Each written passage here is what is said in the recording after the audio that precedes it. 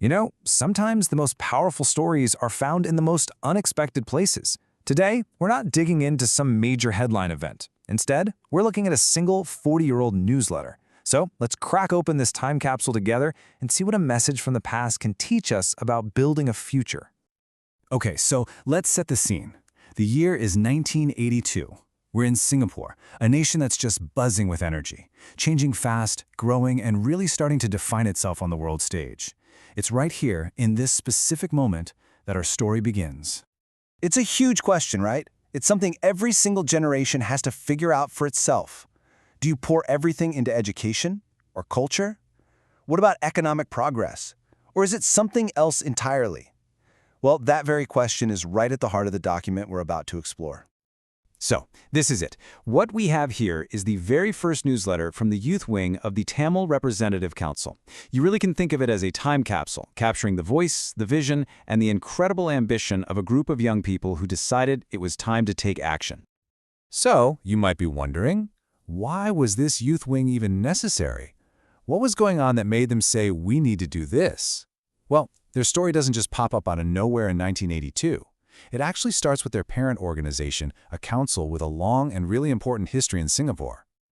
This timeline is super helpful for getting the big picture. The Tamil Representative Council, or TRC, was founded way back in 1952. For decades, it was a major force, even helping to get Tamil established as one of Singapore's official languages. By 1982, with new leadership, it was adapting again, and its newest idea was a wing dedicated entirely to the next generation. And this right here, this was their North Star. The ultimate goal wasn't just about preserving culture for its own sake, it was about empowerment. It was about making sure that young people in the community had the tools, especially through education, to find economic success and build better lives for themselves. So, with that mission crystal clear, the TRC rolled out its solution. A dedicated space where young people could not just participate, but could actually lead and start shaping their own futures. And get this. This is how they define themselves, and this line is pulled straight from their newsletter. It's so powerful. It wasn't just for youth, it was by youth. And just notice the massive scope of their ambition. It was for ourselves and our republic. From day one, they saw their community work as being part of the larger project of nation building. And I loved this part. Here's how they broke that huge vision down into clear, actionable goals. This wasn't just about vague ideals, they had a solid plan. Bring youth together to serve the nation, promote the language, act as a vital link, a bridge to the wider community, and of course, support the parent organization. It's just incredibly well thought out. And this quote from the newsletter, wow, it just perfectly illustrates the heart of their mission. It's not just about learning a language. It's about keeping a connection to a vast and rich cultural heritage. See, the language itself wasn't the end goal. It was the window, the portal, to something so much bigger. Okay, so a great vision is one thing, but how do you actually make it happen on the ground? This is where the newsletter gets really practical, laying out the exact plan for how they were going to get things done. I mean, check this out. They created 9 different units where members could jump in and contribute their talents. This is fantastic.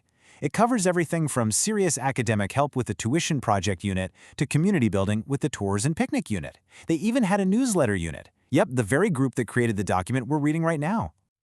And let's not forget, these were the real people making it all happen. The newsletter actually lists the entire executive committee. Seeing the names, K. Sathanathan as chairman, Velu Tamilmalar as secretary, it just makes this whole thing feel so much more real and personal. These weren't just abstract figures in a history book.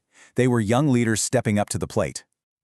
You know, every great movement has to start somewhere, and for the TRC Youth Wing, it all kicked off with something beautifully simple and effective, a tea party.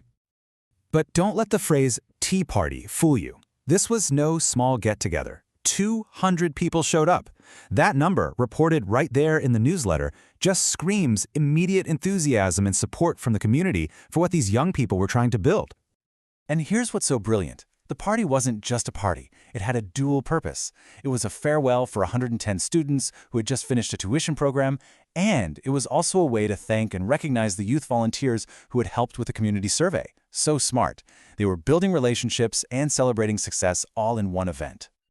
And at that very same tea party, the TRC president, Mr. G. Kandasamy, delivered this incredibly powerful message. He directly connected the fun of a community gathering to the serious work that lay ahead. This quote just perfectly captures the stakes, that education was the absolute key to overcoming social and economic challenges. It grounded the entire youth movement in a deep sense of purpose. So, as we zoom out, what does this one little newsletter from 1982 really tell us? After all this time, what is its lasting message? If there's one single metaphor that captures their entire identity, it's this one: a bridge. The newsletter explicitly spells out this role. They wanted to connect students with young professionals and connect all young people with the established community organizations. They were literally closing gaps and building a stronger, more unified community. And that's really the big takeaway here. This document is so much more than just an old piece of paper. It's a blueprint.